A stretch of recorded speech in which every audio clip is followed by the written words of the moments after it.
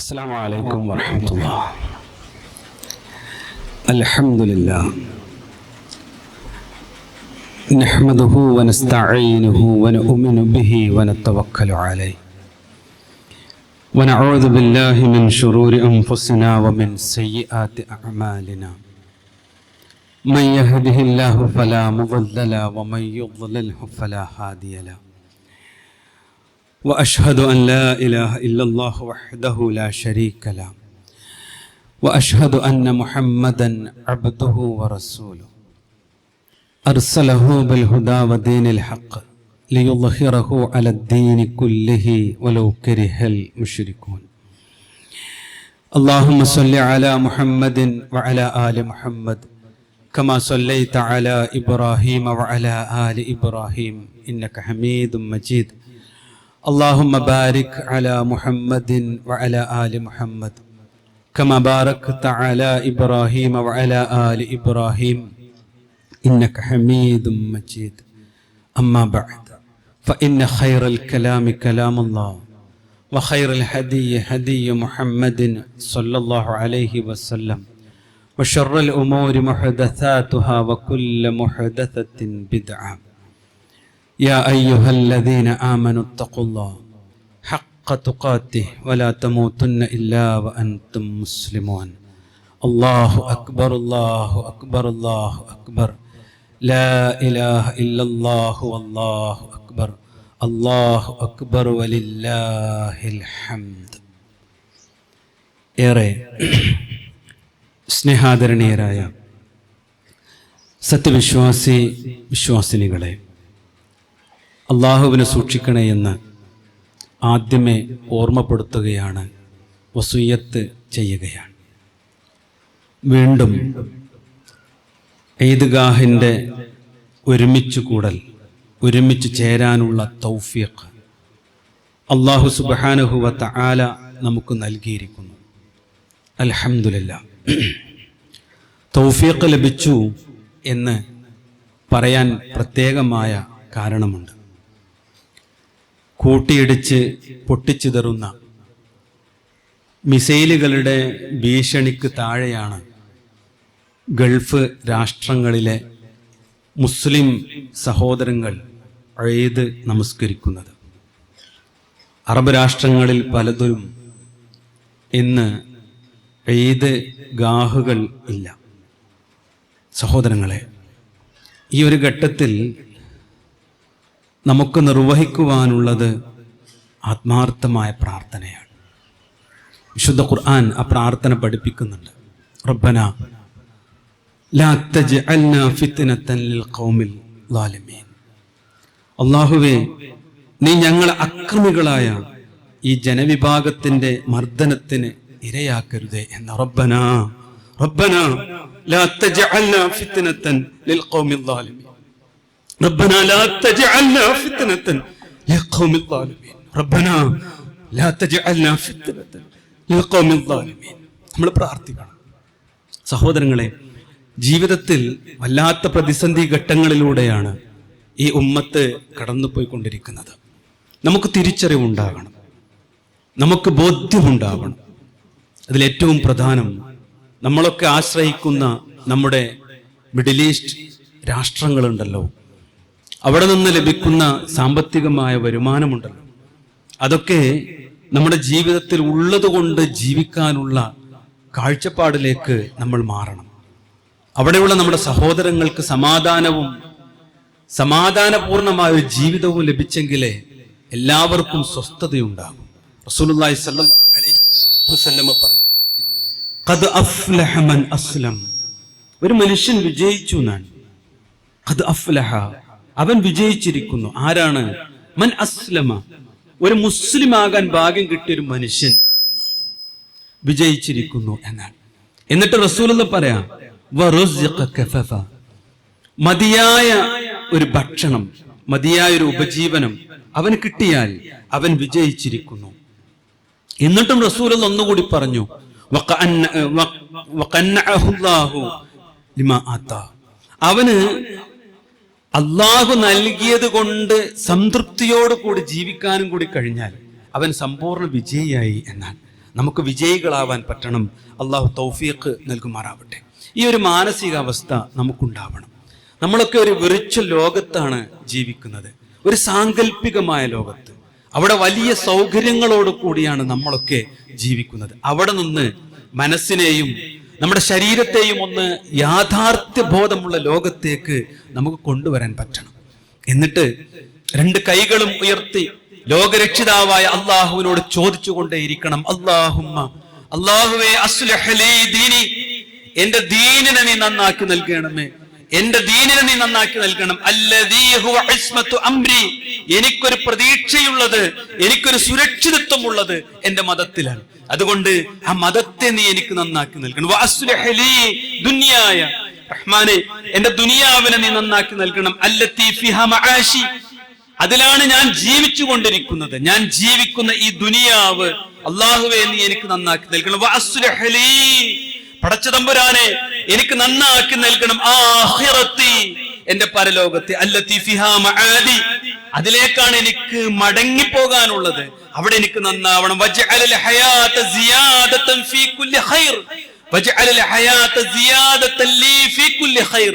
അല്ലാഹുവേ എല്ലാ ദുനിയാവിന്റെ നന്മകളും എനിക്ക് നൽകണം. വജ്അലൽ മൗത റാഹതൻ ലീ മിൻ കുല്ലി ശർർ, അല്ലാഹ് നീ എന്റെ മരണത്തെ ഏറ്റവും റാഹത്തുള്ള ഒരു മരണമാക്കണം, എല്ലാ ഷർറുകളിൽ നിന്നും എന്റെ മരണത്തെ കാത്തു സംരക്ഷിക്കണം. അല്ലാഹുമ്മ അസ്ലിഹ് ലീ എന്ന് ചോദിച്ച് റഹ്മാനായ റബ്ബിനോട് മനസ്സ് നിറഞ്ഞ ആത്മാർത്ഥമായി വിശ്വാസികളെ നമ്മൾ പ്രാർത്ഥിക്കണം. അല്ലാഹു തൗഫീഖ് നൽകുമാറാവട്ടെ. ഈ ഒരു നാട്, ഈ ഒരു ലോകം നമ്മെ ഏറെ ചിന്തിപ്പിക്കേണ്ടതാണ്. കാരണം ദീനാണ് ഏറ്റവും പ്രധാനം. കാരണം അത് ഇവിടെ അവസാനിക്കുന്നില്ലല്ലോ, മരണാനന്തരമുള്ള ഒരു ജീവിതത്തിന് വേണ്ടിയാണല്ലോ നമ്മളൊക്കെ ഒരുങ്ങി പുറപ്പെട്ടിട്ടുള്ളത്. നമ്മുടെ ജീവിതം അതാണല്ലോ. അതുകൊണ്ട് അത് നന്നാക്കി എടുക്കാൻ നാം പരിശ്രമിക്കുമ്പോ അതിശക്തന്മാരായ ശത്രുക്കൾ നമുക്കുണ്ടാകും. അതിലേറ്റവും വലിയ ശക്തൻ പിശാച് തന്നെയാണ്. അവൻ ഇളക്കി വിടുന്ന ഓരോ കുതന്ത്രങ്ങൾ മുസ്ലിം ഉമ്മത്തിനെ ഒന്നിന് പിന്നാലെ ഒന്നായി ബാധിച്ചു കൊണ്ടിരിക്കുമ്പോ നമ്മൾ ചില തിരിച്ചറിവുകൾ ഉള്ളവരായി മാറണം, നമുക്ക് ലക്ഷ്യബോധമുള്ളവരായി മാറണം. നാം ഏറ്റെടുത്തിട്ടുള്ള ഈ ലോകത്തിന്റെ പ്രപഞ്ചത്തിലെ ആകാശഭൂമികൾ പർവ്വതങ്ങൾ ഏറ്റെടുക്കാൻ മടിച്ചുപോയ വിശുദ്ധ ഖുർആനിന്റെ സന്ദേശമാണ് മനുഷ്യരായ നമ്മൾ ഏറ്റെടുത്തത്. 14 നൂറ്റാണ്ട് മുമ്പ് പ്രവാചകൻ മുഹമ്മദ് മുസ്തഫ റസൂൽ കരീം സല്ലല്ലാഹു അലൈഹി വസല്ലമ ലോകത്തോട് വിളിച്ചു പറഞ്ഞ ആ വഹയിന്റെ സന്ദേശമാണ് 14 നൂറ്റാണ്ട് മുമ്പ് ദുർബലന്മാരായ നമ്മൾ ഏറ്റെടുക്കുകയും ജീവിതത്തിൽ പകർത്തുകയും ആളുകൾ കേൾക്കണമെന്ന് ആഗ്രഹിക്കുകയും ചെയ്യുന്നത്. അതുകൊണ്ട് പ്രതിസന്ധികളെ നമ്മൾ നന്നായി തിരിച്ചറിയണം. ഇന്ന് ലോകം ഒരു ചാപ്പയടിച്ച് സീലടിച്ച് ഒതുക്കുവാനുള്ള ഒരു ശ്രമത്തിലാണ് ഇന്ന് ലോകം തന്നെയുള്ളത്. ശ്രദ്ധിച്ചിട്ടുണ്ടോ നിങ്ങൾ? ഇന്ന് ലോകത്ത് നടക്കുന്ന ഓരോ കാര്യങ്ങളും നമുക്ക് വിശകലനം ചെയ്താൽ അത് മനസ്സിലാകും. ഇന്ന് ഇസ്രായേൽ അമേരിക്കൻ അച്ചുതണ്ടിന്റെ ക്രൂരമായ വംശഹത്യക്കെതിരെ, അല്ലെ, അതിന്റെ ക്രൂരമായ വംശഹത്യകൾ ഫലസ്തീനിൽ നമ്മൾ കണ്ടു, ലോകത്തിന്റെ വിവിധ ഭാഗങ്ങളിൽ നമ്മൾ കണ്ടുകൊണ്ടിരിക്കുന്നു, അല്ലെ.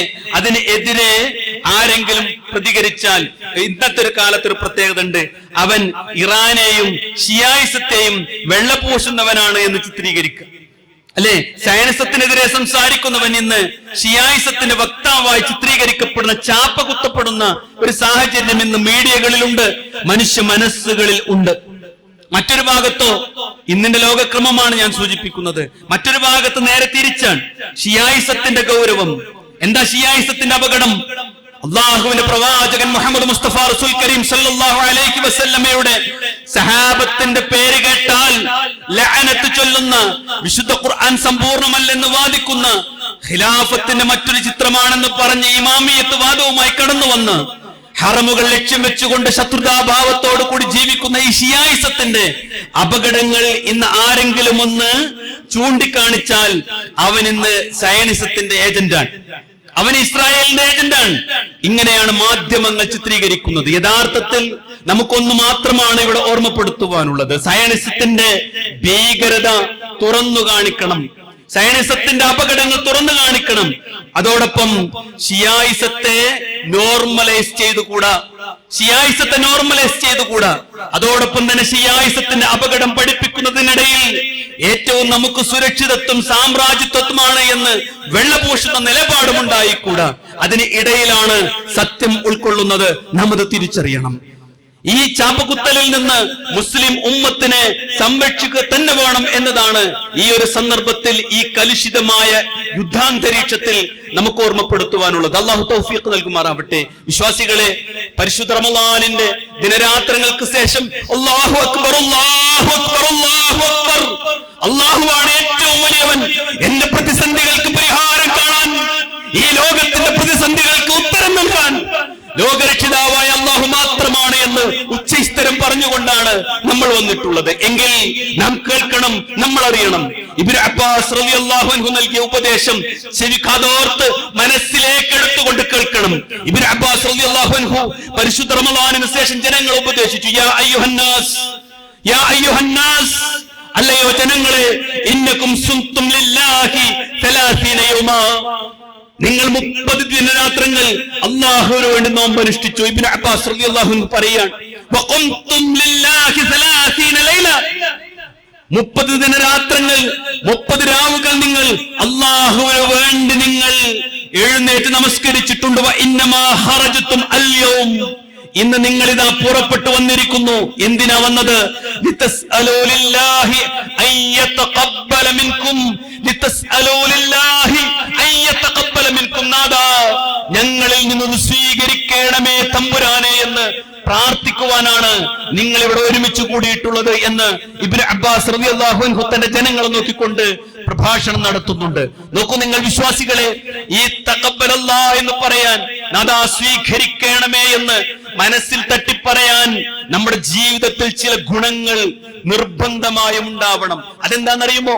അതിൽ ഏറ്റവും പ്രധാനപ്പെട്ടത് ബദറിന്റെ സന്ദേശം, ഈ പരിശുദ്ധ റമളാനിൽ 17 സംഭവിച്ച ബദറിന്റെ സന്ദേശം ജീവിതത്തിന്റെ വെളിച്ചമായി മരണം വരെ നമ്മുടെ ജീവിതത്തിൽ ഉണ്ടാവണം. അതെന്താണ്? കഅബയുടെ കില്ല പിടിച്ചുകൊണ്ട് അബൂജഹൽ പ്രാർത്ഥിച്ചു, അല്ലാഹ് കാക്കണേ എന്ന്. കഅബയുടെ കില്ല പിടിച്ചുകൊണ്ടാണ് പ്രാർത്ഥിച്ചത്.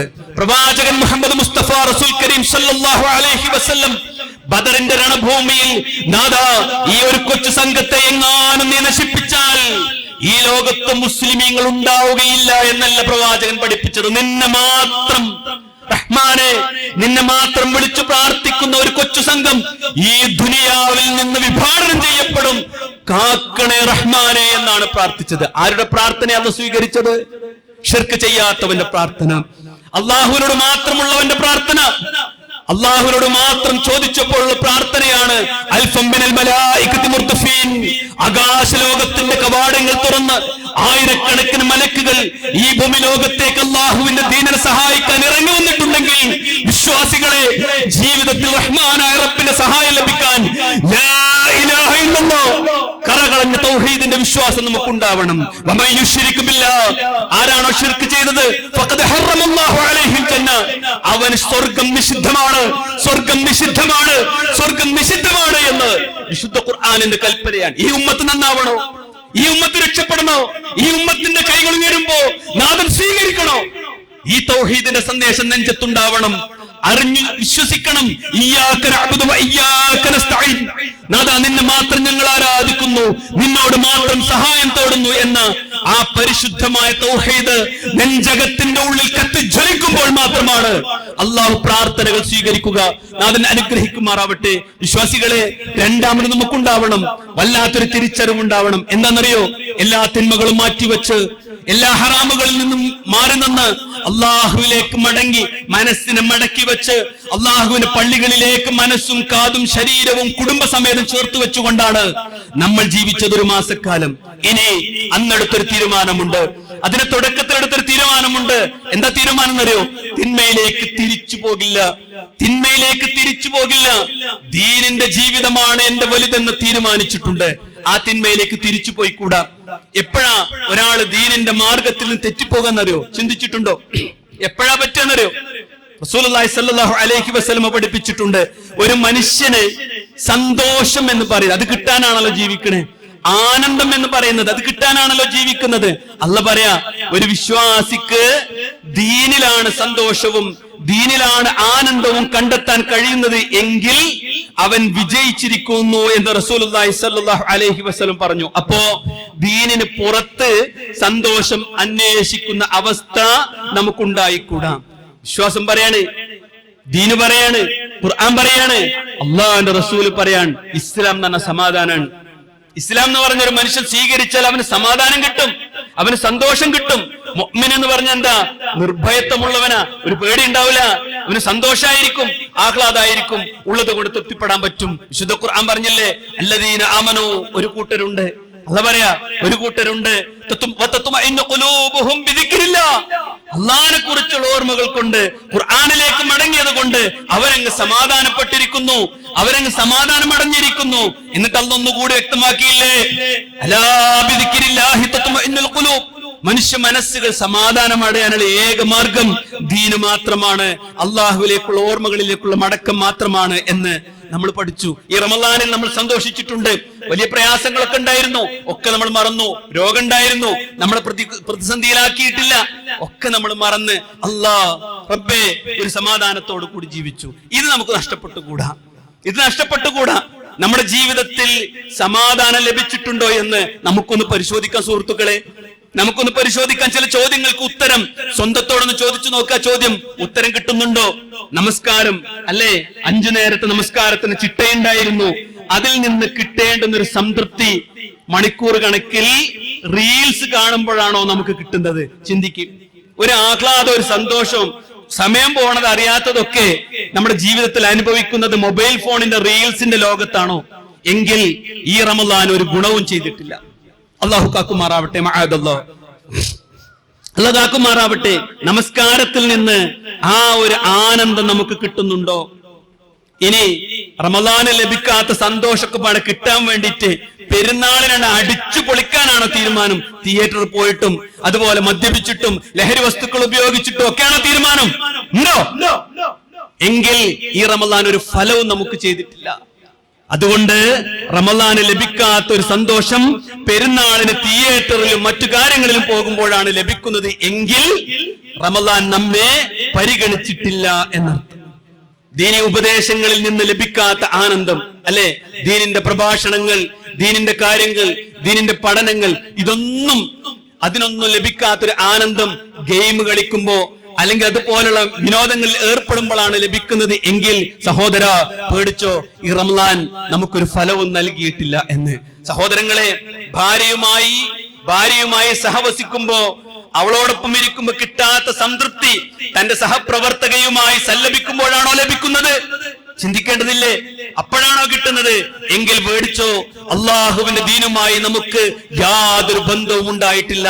നാം മുനാഫിഖാണ്, കപടനാണ്, അള്ളാഹു ഇഷ്ടപ്പെടാത്ത നരകത്തിന്റെ അവകാശിയാണ്. അള്ളാഹു കാക്കുമാറാവട്ടെ. സഹോദരങ്ങളെ, ഭർത്താവുമായി ഇടപഴകുമ്പോൾ ലഭിക്കാത്ത വൈകാരികത മറ്റു പുരുഷന്മാരുമായി സഹവസിക്കുമ്പോഴാണോ സഹോദരിമാരെ നിങ്ങൾക്ക് കിട്ടുന്നത്?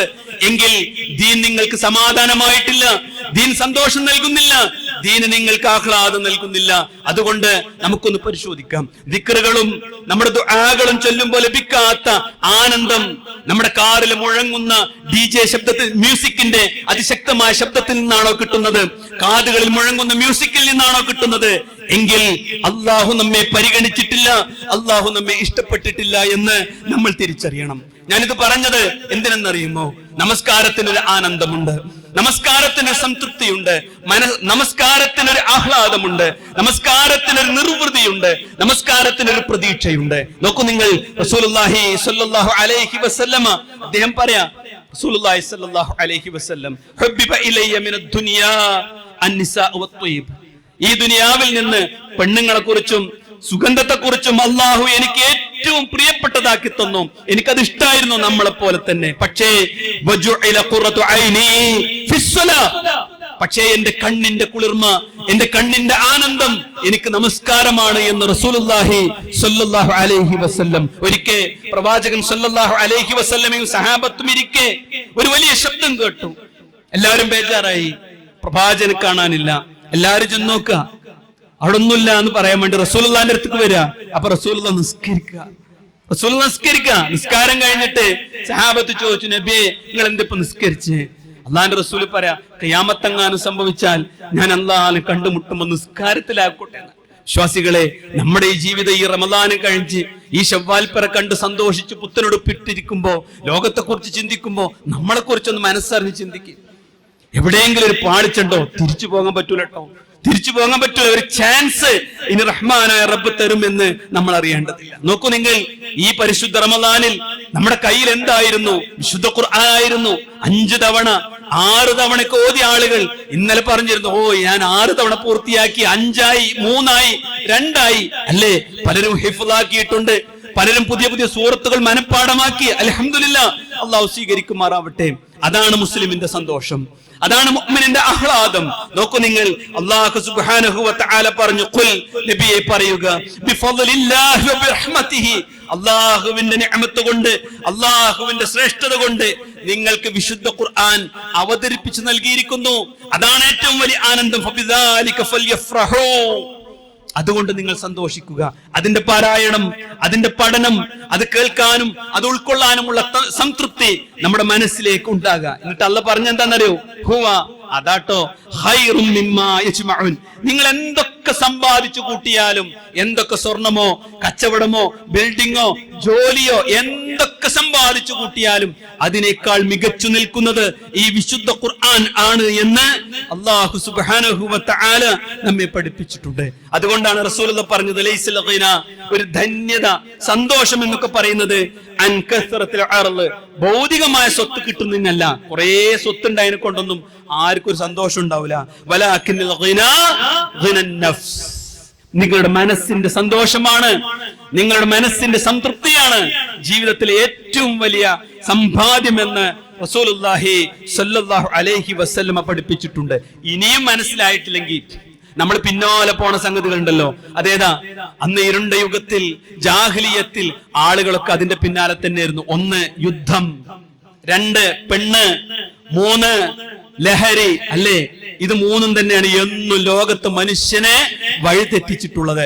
അതിൽ നിന്നാണ് ഇസ്ലാം മെല്ലെ മെല്ലെ ഇങ്ങനെ കൊണ്ടുവന്ന് ആ മനുഷ്യരൊക്കെ മാറ്റിയത്. ഇന്ന് ലോകം അതിന്റെ പിന്നാലെ തന്നെ അല്ലേ സഹോദരങ്ങളെ? എപ്സ്റ്റീൻ ഫയൽസ് ഒന്ന് പരിശോധിക്കും. നാറുന്ന കഥകൾ എന്തേ കേട്ടത്? ലോകത്ത് വലിയ വിദ്യാഭ്യാസമുള്ളവർ, ലോകത്തിന്റെ ഏറ്റവും അമരങ്ങളിൽ ഇരിക്കുന്നവർ, ലോകത്തെ തന്നെ നിയന്ത്രിക്കുന്നവർ ഈ 3 കാര്യങ്ങൾക്ക് വേണ്ടി ഒരു ദ്വീപിലേക്ക് കടന്നുപോയി മ്ലേച്ഛതകളുടെ ലോകത്ത് അഭിരമിച്ചതിന്റെ ചിത്രമാണ് എപ്സ്റ്റീൻ ഫയൽസുകൾ പറഞ്ഞത്. ഇന്നും ആധുനിക ലോകവും അതന്നെ കഥ. നമ്മൾ തിരിച്ചറിയണം. ഇമാം മാലിക് റഹ്മഹുല്ലാഹ് പറഞ്ഞു, ലൻ യുസ്ലിഹ ആഖിറു ഹാദിഹിൽ ഉമ്മ, ഈ ഉമ്മത്തിന്റെ അവസാന കാലം നന്നാവുകയില്ല ഇല്ലാമ അസ്ലഹ അവ്വലഹാ, അവരുടെ 1-ാം തീയതി അവരെ നന്നാക്കിയ ഒരു സംഗതി ഉണ്ട്. അത് ഖുർആനാണ്, അത് അല്ലാഹുവിന്റെ വഹയാണ്. 14 നൂറ്റാണ്ട് മുമ്പ് മദ്യത്തിന്റെയും ലഹരിയുടെയും പലിശയുടെയും ചൂതാട്ടത്തിന്റെയും യുദ്ധങ്ങളുടെയും നടുവിൽ വേറികൊണ്ടിരുന്ന ആ സമൂഹത്തോടാണ് അല്ലാഹ് പറഞ്ഞത്, ലാ ഇലാഹ ഇല്ലല്ലാഹ്, മടങ്ങണേ, നാളെ പരലോകമുണ്ടെന്ന്. അതിലേക്ക് മടങ്ങിയാലാണ് നമ്മൾ ജീവിതത്തിൽ വിജയിക്കുക എന്ന് നമ്മൾ തിരിച്ചറിയണം. അതുകൊണ്ട് മഹാസൗഭാഗ്യത്തിലാണ്, മഹാതൗഫീഖിലാണ് നമ്മളുള്ളത്. ഹറാമുകളുടെ ലോകത്തുനിന്ന് സുരക്ഷിതമായി ഖുർആൻ വലത്തെ കയ്യിൽ പിടിച്ചുകൊണ്ട് അതിന്റെ ആശയവും അർത്ഥവും മനസ്സിലാക്കാനുള്ള സാഹചര്യത്തിൽ ജീവിക്കുന്ന മഹാഭാഗ്യവാന്മാരാണ് നമ്മൾ. അള്ളാഹു തൗഫീഖ് നൽകുമാറാവട്ടെ. വിശ്വാസികളെ, ജീവിതത്തെ തിരിച്ചറിയുമ്പോഴാണ് പെരുന്നാളിന്റെ സന്ദേശം ഏറ്റവും സുന്ദരമായി തീരുന്നത്. മറ്റൊരു കാര്യം കൂടി ഓർമ്മപ്പെടുത്തട്ടെ, നമ്മൾ തിരഞ്ഞെടുപ്പിന്റെ ഒരു മുഖത്തുകൂടിയാണ് ജീവിക്കുന്നത്. വല്ലാത്തൊരു സാഹചര്യം നമുക്കുണ്ട്. നമ്മുടെ ജീവിതത്തെയും നമ്മുടെ സാമൂഹിക ജീവിതത്തെയും മതപരമായ അവകാശത്തെയും സാരമായി ബാധിക്കുന്ന ഒന്നാണ് രാഷ്ട്രീയം. അതിലാർക്കും തർക്കമില്ല. പക്ഷേ ക്രിയാത്മകമായി ഇടപെടാൻ നമുക്ക് പറ്റണം. ഓരോ സഹോദരന്മാരും ക്രിയാത്മകമായി ഇടപെടണം. നമുക്ക് പറയാനുള്ളത്, അരാഷ്ട്രീയവാദം നമുക്കില്ല, അരാഷ്ട്രീയവാദം നമുക്കില്ല. അതുപോലെ തന്നെ അവിശുദ്ധ രാഷ്ട്രീയവും നമുക്കില്ല. അതിന് രണ്ടിനും ഇടയിൽ നിന്നാണ് നമ്മൾ വ്യക്തിത്വം രൂപപ്പെടുത്തി ഏറ്റവും സംശുദ്ധമായ ഒരു ജീവിതം നമ്മൾ നയിക്കുന്നത്. മതം അടിയറ വെച്ചുകൊണ്ടുള്ള ഒരു രാഷ്ട്രീയ പ്രവർത്തനം നമുക്ക് ഇല്ല. നമ്മുടെ ലക്ഷ്യം വർഗീയ മുക്തമായ ഒരു കേരളമാണ് നമ്മൾ ലക്ഷ്യം വെക്കുന്നത് എന്ന് കൂടി നമ്മൾ അറിയണം. നമ്മൾ ചൊല്ലുന്ന തക്ബീർ ഉണ്ടല്ലോ, അല്ലാഹു അക്ബർ, അല്ലാഹു അക്ബർ, അല്ലാഹു അക്ബർ. അല്ലാഹുവാണ് മഹാൻ. ആ റഹ്മാനായ റബ്ബ് നാം നിഷ്കളങ്കമായി പ്രാർത്ഥിച്ചാൽ മതപരമായി ജീവിക്കാൻ, മതത്തെ പ്രബോധനം ചെയ്യാൻ, മതത്തോടു കൂടി ജീവിച്ച് പരസ്പരം സൗഹൃദത്തോടു കൂടി ഈ രാജ്യം നൽകുന്ന അവകാശങ്ങളൊക്കെ ആസ്വദിച്ചുകൊണ്ട് റഹ്മാനായ റബ്ബിന്റെ കോടതിയിലേക്ക് തിരിച്ചു പോകാനുള്ള തൗഫീഖ് കിട്ടും. പ്രാർത്ഥിക്കാൻ നമുക്ക് അവസരം ഉണ്ടാകണം. മറ്റൊന്ന് സഹോദരങ്ങളെ, ഈ ഒരു ഈദ്ഗാഹിൽ നിന്ന് നമ്മൾ തിരിച്ചു പോകുമ്പോ നമ്മുടെ മനസ്സിൽ തക്ബീറിന്റെ ആ ധ്വനികളുടെ സന്ദേശം ഉണ്ടാവണം. അതെന്താണെന്നറിയോ? ഈ ഇബാദത്ത് നഷ്ടപ്പെടാതെ അത് കാത്തു സൂക്ഷിക്കാൻ ജമാഅത്ത് നമസ്കാരങ്ങളെ സംരക്ഷിക്കണം. ഇന്നത്തെ സുബഹി നഷ്ടപ്പെട്ടിട്ടില്ല, ളുഹറും നഷ്ടപ്പെടില്ല, എന്തു തിരക്കാണെങ്കിലും. അസ്ർ നഷ്ടപ്പെടില്ല, എന്താഘോഷമാണെങ്കിലും എന്ന് നമ്മൾ തിരിച്ചറിയണം. ആ ഇബാദത്താകുന്ന ചെങ്ങലയിൽ നമ്മുടെ മനസ്സിനെ കൃത്യമായി ബന്ധിച്ചുകൊണ്ടായിരിക്കണം നമ്മൾ മുന്നോട്ട് പോകേണ്ടത്. മാത്രമല്ല റസൂലുള്ളാഹി സ്വല്ലല്ലാഹു അലൈഹി വസല്ലം പറഞ്ഞു, ഈ നോമ്പിനെ തുടർന്ന് മൻ സ്വാമ റമളാന സുമ്മ അത്ബഅഹു, അതിനെ തുടർന്നുകൊണ്ട് സിത്തൻ മിൻ ശവ്വാൽ, ശവ്വാലിൽ നിന്ന് 6 നോമ്പുകൾ ഒരാൾ തുടർച്ചയായി ചെയ്താൽ കാനക സിയാമുദ് ദഹർ, ഒരു വർഷം, ഒരു കാലം നോമ്പനുഷ്ഠിച്ചവനെ പോലെ ആയിത്തീരും. എങ്ങനെ പണ്ഡിതന്മാർ പറഞ്ഞത്? 30 നോമ്പ് കിട്ടി, 10 പ്രതിഫലം 300, 6 എണ്ണം 10, അങ്ങനെ 360 ദിവസം നോമ്പനുഷ്ഠിച്ചത് പോലെ അവനായിത്തീരാൻ ഇത് മതി എന്ന് റസൂലുള്ളാഹി സ്വല്ലല്ലാഹു അലൈഹി വസല്ലം പഠിപ്പിച്ചിട്ടുണ്ട്. ഈ ദീനിന്റെ പവിത്രത നഷ്ടപ്പെടാതിരിക്കാൻ ഒരു തുടർച്ച നമ്മുടെ ജീവിതത്തിൽ ഉണ്ടാവണം. നമ്മൾ ധാരാളമായി ദാനം ചെയ്തിട്ടുണ്ട്, സകാത്ത് കൊടുത്തിട്ടുണ്ട്, തുടർച്ചയുണ്ടാവണം, അവസാനിപ്പിച്ചുകൂടാ. മറ്റൊന്ന് സഹോദരങ്ങളെ, ഈ ദുനിയാവിലെ ഏറ്റവും വലിയ സമ്പാദ്യങ്ങളിൽ ഏറ്റവും വലിയ സമ്പാദ്യം കുടുംബ ബന്ധം തന്നെയാണ്, രക്തബന്ധം തന്നെയാണ്.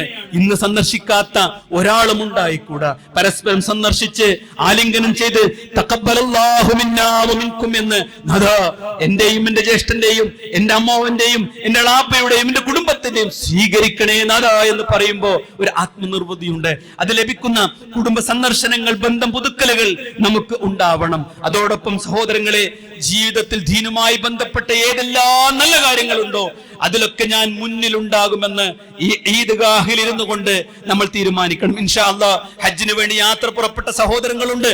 അവരുടെ ഹജ്ജ് മഖബൂലും മബ്റൂറുമാകാൻ നമ്മൾ പ്രാർത്ഥിക്കണം. അല്ലാഹു തൗഫീഖ് നൽകുമാറാവട്ടെ. നമ്മുടെ കൂട്ടത്തിൽ തന്നെയും ആളുകളുണ്ട്. റഹ്മാനായ റബ്ബ് അവർക്കും കുടുംബത്തിനുമൊക്കെ അർഹമായ പ്രതിഫലം ലഭിക്കുമാറ് കൃത്യമായി ഹജ്ജ് നിർവഹിക്കുവാൻ തൗഫീഖ് നൽകുമാറാവട്ടെ. അടുത്ത ആഴ്ച നമ്മുടെ ഹജ്ജ് ക്യാമ്പുണ്ട്. അതിൽ പങ്കെടുക്കാൻ പറ്റുന്നവരൊക്കെ നമ്മൾ പങ്കെടുപ്പിക്കണം. ഇങ്ങനെ നന്മയുടെ ഓരോ വഴികളിലൂടെ നമ്മൾ സഞ്ചരിക്കണം. നമ്മുടെ വിദ്യാർത്ഥികളുടെ മദ്രസ പഠനം, CRE പഠനം, ഇങ്ങനെ തുടങ്ങി നമ്മുടെ മക്കളെ കൈപ്പിടിച്ചു കൊണ്ടുവന്ന് നമ്മുടെ കുടുംബത്തെ ഇസ്ലാമികമായി വൽക്കരിച്ച് നമ്മുടെ സഹോദരിമാർ ഇസ്ലാമിക വസ്ത്രം ധരിച്ച് ഈമാനികമായി ജീവിക്കുന്ന ഒരു നല്ല സാഹചര്യം നമ്മുടെ ജീവിതത്തിൽ നല്ല തീരുമാനത്തോടു കൂടി ഉണ്ടാവണം. അതിനാണ് ശവ്വാൽ പറയിൽ അല്ലാഹു അക്ബർ അല്ലാഹു അക്ബർ അല്ലാഹു അക്ബർ, അല്ലാഹുവേ നീയാണ് ഏറ്റവും വലിയ മഹാൻ എന്ന് നമ്മൾ ഉറക്കെ പറയുന്നത്. അല്ലാഹു തൗഫീഖ് നൽകുമാറാവട്ടെ. ലോകത്തിന്റെ വിവിധ ഭാഗങ്ങളിൽ കഷ്ടപ്പെടുന്ന സഹോദരങ്ങൾക്ക് അല്ലാഹു അവന്റെ റഹ്മത്ത് കൊണ്ട് സുരക്ഷിതത്വം നൽകുമാറാവട്ടെ. നാഥൻ അവരെ സംരക്ഷിക്കുമാറാവട്ടെ. അള്ളാഹുവിന്റെ ദീനിനെ റഹ്മാനായ റബ്ബേ നീ കാത്തു സംരക്ഷിക്കണമേ തമ്പുരാനെ. മിഡിൽ ഈസ്റ്റിൽ നടന്നുകൊണ്ടിരിക്കുന്ന സകല പ്രതിസന്ധികളിൽ നിന്നും ഈ ഉമ്മത്തിനെ സഹായിക്കണേ റഹ്മാനെ. ഫലസ്തീനിന്റെ മണ്ണിൽ ചോരൊലിച്ചു കിടക്കുന്ന നമ്മുടെ ബാല്യങ്ങൾക്ക് അള്ളാഹു ഒരു പുതുജീവൻ നൽകി ജീവിതത്തിൽ ലക്ഷ്യബോധമുള്ളവരായി ജീവിപ്പിക്കാൻ, ലോകത്തിന് മാതൃകയാകാൻ അള്ളാഹുവെ അവർക്ക് തൗഫീഖ് നൽകണേ റഹ്മാനെ. ജീവിതത്തിൽ ചെയ്തു പോയ തെറ്റുകളൊക്കെ അല്ലാഹ് നീ ഞങ്ങൾക്ക് പുറത്തു നൽകണേ റഹ്മാനെ. മരണപ്പെട്ടു പോയ നമ്മുടെ മാതാപിതാക്കളുടെ ഖബറിടം അള്ളാഹുവെ നീ വിശാലമാക്കണേ റഹ്മാനെ. റബ്ബനാ തഖബ്ബൽ മിന്നാ ഇന്നക അൻതസ് സമീഉൽ അലീം വതുബ് അലൈനാ ഇന്നക അൻതത് തവ്വാബുർ റഹീം. ആമീൻ ആമീൻ ബിറഹ്മതിക യാ അർഹമർ റഹീമീൻ. والحمد لله رب العالمين. السلام عليكم ورحمة الله وبركاته.